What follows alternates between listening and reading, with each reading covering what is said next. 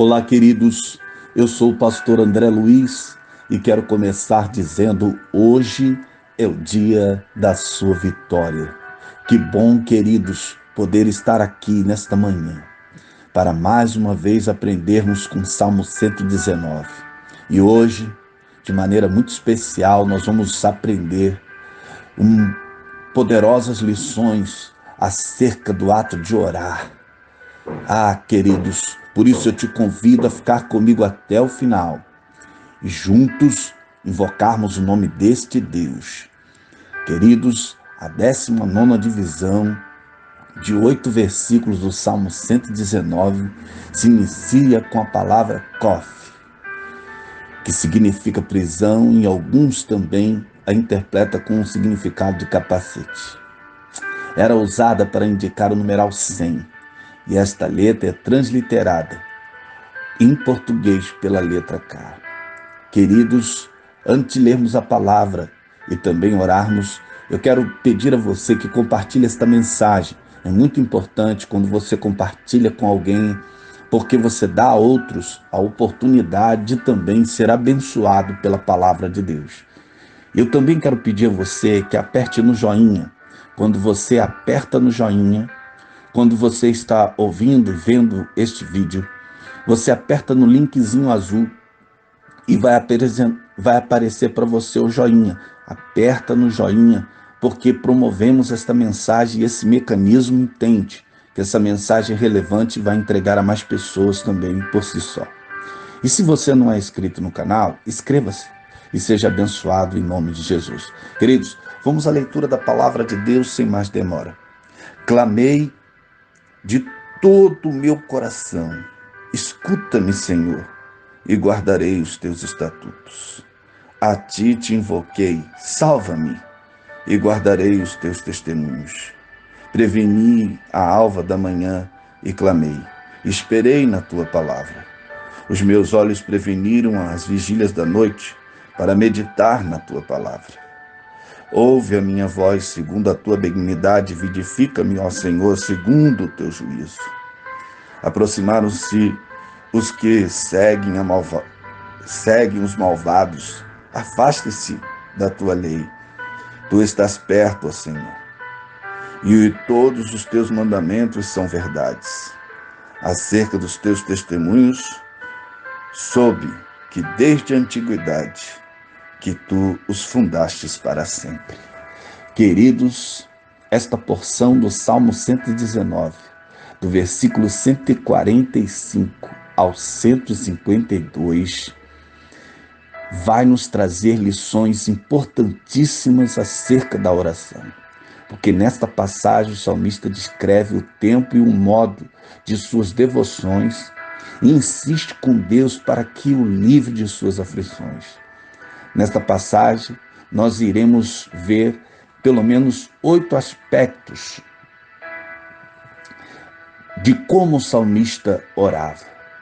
Primeiro, como o salmista orava, acerca de que ele orava, quando ele orava, por quanto tempo orava, baseado em que orava, o que aconteceu enquanto orava, como ele foi socorrido e que testemunho ele podia dar de todo este processo. Então, vamos juntos aprender. E eu quero que você fique comigo, porque no final nós vamos estar orando. Como o salmista orava. Ele orava de todo o seu coração. Ele diz: invocarei, clamarei de todo o meu coração. O salmista desejava se encontrar com Deus. Ele o invoca com todo o seu coração e com toda a sua alma, e com todo o seu entendimento e com todas as suas forças. Queridos, quando temos sede verdadeira de Deus, quando buscamos de todo o nosso coração, então encontramos o caminho para estarmos frente a frente com Ele. Porque este é o caminho, buscá-lo de todo o coração.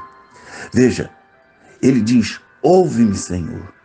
Este é o motivo principal por que oramos, queridos. Nós oramos porque Deus nos ouve. Se Deus não houvesse, se Deus não parasse para ouvir as nossas orações, então as mesmas seriam em vão, sem efeito, se Deus não tivesse intenção de ouvir as nossas orações. Então ele diz: ouve-me, Senhor. O salmista busca a resposta de Deus porque todas as suas expectativas, elas estão exclusivamente em Deus. Ele não possui uma segunda fonte de onde possa vir o seu socorro. Veja aqui no Salmo 121, no verso 1, ele diz: eleva os meus olhos para os montes, de onde me virá o socorro? E no verso 2 ele diz: o meu socorro vem do Senhor que fez os céus e a terra. Aleluia! Oh, queridos, observe uma coisa importante aqui. Ele diz: observa os teus mandamentos. Veja, ele diz que ele observa os testemunhos do Senhor, ele guarda os preceitos do Senhor. Note que o salmista sabe que só poderá ser ouvido por Deus se ele mesmo estiver ouvindo a Deus. E quando é que nós ouvimos a Deus? É quando nós damos crédito à sua palavra, é quando atendemos a sua palavra. Veja, acerca de que o salmista orava?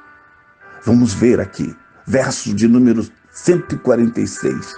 Neste verso, o salmista insiste que a sua oração se destina exclusivamente a Deus de forma contínua e objetiva. A sua oração é curta, mas ela é plena. Ele diz: salva-me. Somente Deus podia verdadeiramente salvá-lo dos perigos, dos inimigos, das tentações, dos pecados que a acusavam constantemente. O seu desejo de salvação, ela tinha, o desejo de salvação do salmista tinha, todavia, um objetivo específico. Qual seria ele? Desejava guardar os seus mandamentos. Querido, para o salmista, a vida com Deus só faz sentido se for uma vida verdadeira de santidade. Não existe verdadeira salvação se a pessoa insiste em viver na ignorância e em desobediência aos mandamentos de Deus. O próprio Jesus disse que aquele que o ama guarda a sua palavra.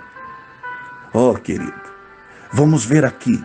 Quando é que o salmista orava e por quanto tempo ele orava? Verso de número 147 e verso 148 vai nos mostrar que o salmista levantava cedo, antes do dia raiar, e ele clamava e clamava. O verso 146 e o verso 147, o seu clamor se inspirava nas promessas de Deus. Pode ver o que diz aqui o verso 146 e o verso 147. Ele está esperando na sua palavra. Ele termina o verso 147 dizendo: esperei na tua palavra. Ele sabia que, veja, este Deus amoroso, ele é compassivo, longânimo, misericordioso e fiel, e todas essas qualidades de Deus, elas estão claramente refletidas, queridos, em suas promessas contidas na sua palavra. O salmista estava se inspirando nas promessas de Deus. Querido, no verso de número 148, nós lemos que o salmista também usava as horas da noite para orar. Mas ele também aproveitava esses momentos para meditar na palavra de Deus. Quanto mais meditava, mais ânimo tinha para orar. A leitura e a meditação da palavra de Deus, queridos, alargam os horizontes acerca da pessoa de Deus, nos faz mais íntimos dele. Este é o motivo porque Deus insistiu com Josué acerca da necessidade que Josué, tinha de se apegar à palavra de Deus. Veja aqui o que ele diz aqui no verso de número 8, ele diz, no capítulo 1, verso de número 8, ele diz: não se aparte da tua boca o livro desta lei, antes medita nele de dia e de noite, para que tenhas o cuidado de fazer conforme tudo quanto nele está escrito, porque então farás prosperar o teu caminho. e então prudentemente te conduzirás. Oh, querido, o salmista orava baseado em que ele baseava-se os seus pedidos. Veja, o Salmos, no versículo 149, o salmista, ele descarta plenamente, completamente a possibilidade de ser ouvido pelos seus méritos. Em que ele está se baseando os seus pedidos? Ah, querido, ele está baseando os seus pedidos na bondade de Deus. Ele confiava na bondade de Deus. Quando Deus ouve a oração baseada na sua bondade, aleluia, e não nos méritos de quem está orando, primeiro, ele ignora a imperfeição que possa existir na oração. Segundo, ele perdoa os pecados daquele que está orando. Terceiro, ele garante plena satisfação do pedido feito, aleluia, por aquele que está orando, mesmo que não mereça absolutamente nada. E dentro deste mesmo espírito, o salmista pede para Deus vivificá-lo. E esta é a melhor maneira de evitarmos confusão nesta vida. Quando ouvimos os juízos de Deus e aprendemos com ele, evitamos imensos dissabores, irmãos, na nossa vida, para nós e para aqueles que estão ao nosso redor. Então precisamos pedir a Deus que nos vivifique pela sua palavra, que nos oriente, que nos conceda vitória. Veja, eu quero destacar ainda o Salmo 119, no versículo 150 e o 151, porque aqui há um grupo de pessoas que estavam próximos, mas a intenção destas pessoas não era boa, queriam apenas maltratá-lo. E a conclusão do salmista é que quem faz mal a outra pessoa não pode verdadeiramente dizer que está andando com Deus. Veja o que ele diz aqui. Ele diz: afastam-se da tua lei, porque aqueles que andam com Deus não fazem mal, nem contra si mesmo e nem contra o próximo, querido. O pecado, o pior pecado é a maldade, meu irmão. O pecado é o pior tipo de maldade que uma pessoa pode cometer contra os outros e contra si mesmo. E quando alguém está fora do projeto de Deus, da sua palavra, então a sua vida é uma confusão. Mas Deus, veja, o que conforta o salmista aparece logo aqui no verso de número 151, porque ele diz: mas Deus está mais próximo do que aqueles que procuram maltratá-lo. Não existe consolação mais preciosa para o verdadeiro crente do que a certeza da presença próxima de Deus em nossas vidas. Queridos, Deus está próximo. Deus é verdadeiro. E o povo de Deus está seguro por causa da sua presença.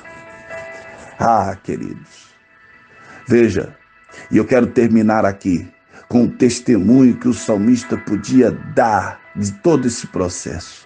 O salmista sabia, por experiência, que um Deus imutável só poderia estabelecer preceitos imutáveis. Através do profeta Malaquias, Deus disse: porque eu, o Senhor, não mudo. É realmente uma experiência maravilhosa poder manter comunhão com alguém que não sofre variações de humor. Devemos estar sempre satisfeitos em manter comunhão com um Deus que não muda, querido. Deus não vai acordar de manhã e vai dizer: não quero mais amar esta humanidade, não quero mais amar este crente, porque este Deus não muda. Queridos, como está a tua vida de oração? Eu quero terminar perguntando a você: como está a tua vida de oração? Quanto tempo você tem investido em oração? Qual é a atitude quando você está orando? Quanto estamos dedicando a nossa vida para a oração. Veja o que diz aqui a palavra de Deus no livro de Tiago, no capítulo 4, no verso de 1 a 4, ele diz: de onde vêm as guerras e pelejas entre vós? Porventura não vem disso, a saber, dos vossos deleites, de que os vossos membros guerreiam? Cobiçais e nada tendes, sois invejosos, cobiçosos, e não podeis alcançar, combateis e guerreais, e nada tendes, porque não pedis. Pedis e não recebereis, não recebeis, porque pedis mal, para gastar nos vossos deleites. Adúlteros e adúlteras, não sabeis vós que a amizade do mundo é inimizade contra Deus? Portanto, qualquer que quiser ser amigo do mundo, constitui-se inimigo de Deus. Queridos, vamos colocar a nossa vida em oração e nos tornarmos ainda mais amigos de Deus. Ore e continue orando até se tornar amigo de Deus. Ore comigo. Querido Deus, Pai de nosso Senhor Jesus Cristo, nesta manhã nós estamos em oração e cremos no poder da oração. Cremos que o Senhor é poderoso para fazer infinitamente mais além daquilo que pedimos e pensamos. Cremos que o Senhor é Deus que ouve as nossas orações. Cremos que o Senhor é Deus que está perto. Cremos que o Senhor é Deus que nos livra. Cremos no poder da oração. Cremos, ó Deus, que não estamos aqui em vão. Cremos, ó Deus, que o Senhor nos ouve. Pai, então, te pedimos que nesta manhã, Senhor, a nossa oração seja ouvida, que a sua mão nos proteja, que o Senhor proteja aqueles que nos pedem oração, aqueles que oram por nós, e os pedidos de oração que chegam às nossas mãos, sejam, Senhor, ó Deus, atendidos pelo seu poder, Pai. Eu oro para que este dia seja uma bênção. Eu oro para que os enfermos sejam curados. Eu oro para que, ó Deus, aqueles que estão perturbados, angustiados, recebam a paz que só o Senhor pode dar. Ó Deus, eu creio no poder da oração. Por isso eu oro para que o povo seja abençoado em nome de Jesus. Amém. Queridos, eu vou ficando por aqui. Esse vídeo ficou um pouquinho grande, mas eu quero que você medite na palavra de Deus, que você ore comigo toda manhã, e eu vou terminar dizendo: Deus abençoe a tua casa, Deus abençoe a tua família, Deus abençoe a tua vida, em nome de Jesus.